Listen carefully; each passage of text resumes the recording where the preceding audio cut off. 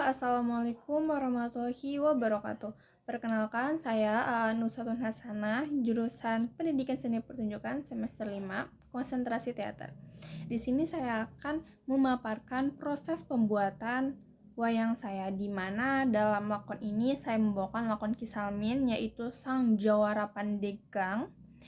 Dan ada 5 tokoh perwayangan, di mana yang pertama ada Kisalmin sebagai tokoh utama, kemudian putra Kisalmin bernama Sejai, kemudian yang ketiga adalah putrinya bernama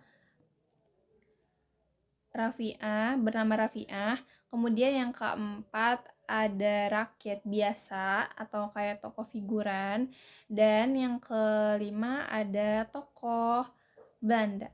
Nah, jadi pemaparan wayang saya yang pertama tuh ada wayang Belanda.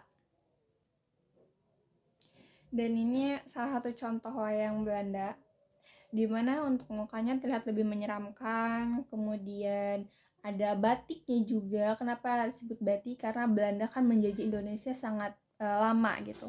Otomatis pakaiannya pun saya kombinasikan dengan batik yang ada di Indonesia.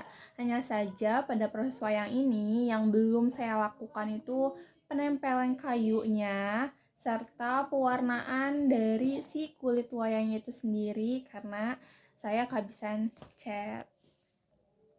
Dan tokoh kedua itu ada anaknya Kisalmin yang bernama Sajai. Tokoh ini sudah selesai dari mukanya, dari badan, dari bajunya juga sampai ke kaki. Cuma mungkin pewarnaan kulitnya yang masih belum merata karena tadi faktornya yaitu catnya kehabisan. Dan wayang yang keempat ada rakyat biasa, sama menggunakan batik juga dengan muka aksesoris biasa saja. Dan sama juga kendalanya masih dicat karena pewarnaan kulitnya yang saya rasa masih belum maksimal gitu. Dan ini wayang keempat, yaitu wayang perempuan, sudah hampir selesai. Kendalanya di warna kulitnya yang belum rata, dan juga bagian mukanya yang belum dikasih mulut, kemudian telinga juga belum terlalu mendetail, dan ini contoh batiknya. Dan lanjut ke tokoh utama kita yang belum sama sekali selesai.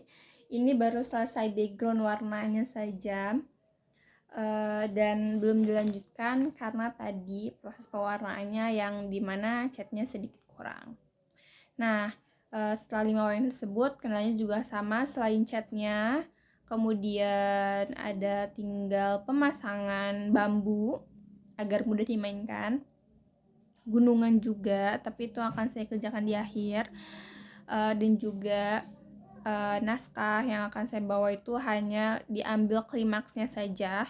Jadi klimaksnya itu ketika di Pandeglang lagi ada sebuah acara gitu, kemudian Belanda datang mengobrak-abrik, dan salah satu warga lapor ke Kisalmin bahwa Belanda memulai aksinya yang kejam tersebut, dan lagi akhirnya Kisalmin menyerang Belanda di tepatnya di Kodim. Tapi sayangnya Kisalmin ataupun dan rombongannya itu berubah niat, yang dari tadi ingin menyerang Kodim berubah haluan untuk menyerang gudang beras, sehingga pada akhir cerita Kisalmin meninggal karena ditembak dan dibakar bersama gudang beras tersebut yang berada di Ciamas. Itu adalah cerita dari lakon yang akan saya bawakan di mata kuliah teater boneka.